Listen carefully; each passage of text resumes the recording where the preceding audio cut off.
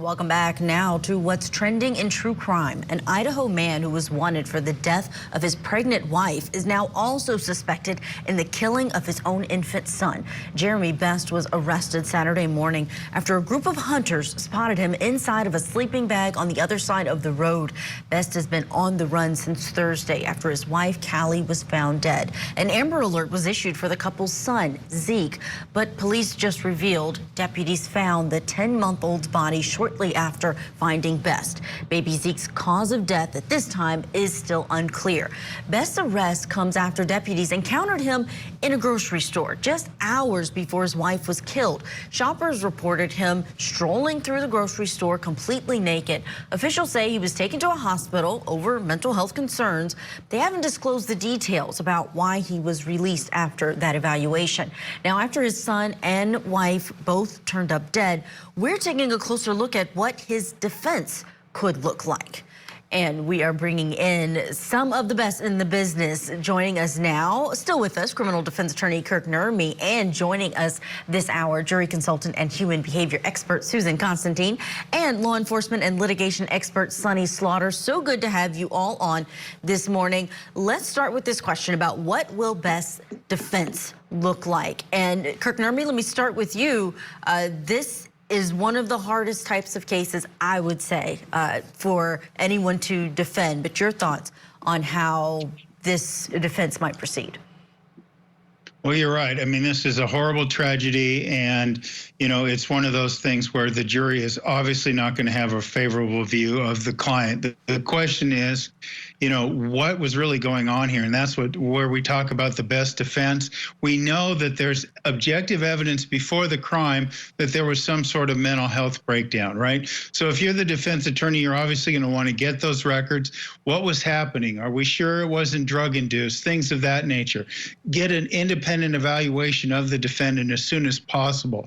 And again, really look at what was going on and is there an insanity defense here, because that's really seems to be the only viable defense at this point in time. Yeah, it certainly seems so. Idaho, we know, not one where you can very easily get that in. You may be able to argue that evidence, but I don't think you'll be able to necessarily plead it at the arraignment. But Susan Constantine, let me ask you how the approach is. As a jury consultant, as a trial consultant, how do attorneys even approach a case that's got a 10-month-old at the center of it, as well as his mother? Well, first of all, we can't just step over the little child that has been murdered. But on the other hand, there has to be an equal balance of empathy. So with empathy, not only just for the child, losing the child, but look at this horrible, traumatic thing that happened because we had a mental health crisis, a psychotic break. And because of that, because it wasn't handled properly from the very beginning, and like what Kurt was talking about, what happened preceding it? Because nothing ever occurs unless there was some sort of backstory, a leading up to what I call the Big Bang. The Big Bang is when the crisis occurred. So just like what Kurt said, is that you got to go back, look to see what has happened, the trajectory of his life, and how it has evolved here. And that's what I would use as my defense if I were the trial consultant in this case. Sonny Slaughter, it's a difficult one. We keep saying it. One thing that the defense may use, because we don't have the autopsy yet, is how Baby Zeke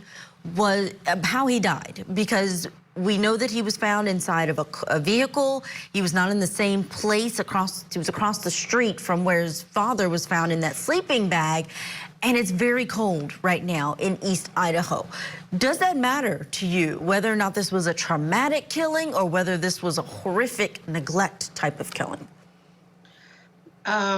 Personally, it doesn't matter to me. However, when you think about the juries, that's how they're going to see it initially. So as my colleagues just stated, the backstory on all of this is going to be critical because people will have to think about all of the complex nuances that played into the role. If he wasn't murdered by asphyxiation, that is going to be it's going to seemingly be, okay, so he didn't intentionally harm him, because if he had a mental break, he may have left him in a car, he may have forgotten him, he may have been in crisis at the moment. However, the fact that the child was in the car and the child is now deceased, he's 10 months old, that is going to play a significant role in how the jury and the public see this individual. And also, we're going to have to look back at law enforcement investigative processes on this matter.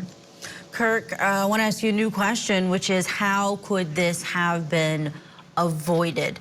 Are there any red flags that we now see that could have perhaps made this death preventable? We can't turn back time, we know that. But just knowing some of these details, including, I'll add one, that not only was he naked in that general store before the death of his wife, but he was also found naked in the sleeping bag when he was arrested. You know, Julia, it's such a difficult question because I think, you know, when we talk about mental health, women might tend to be criticized for having specific feelings, but men in general tend to be criticized for having feelings at all.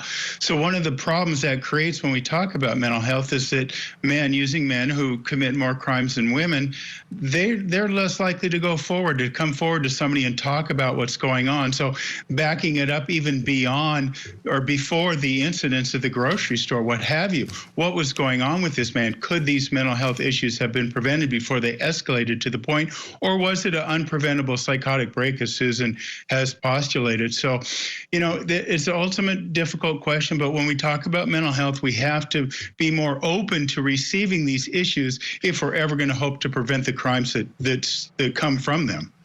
Susan, anything about the behavior that's standing out to you, the few details that we have so far?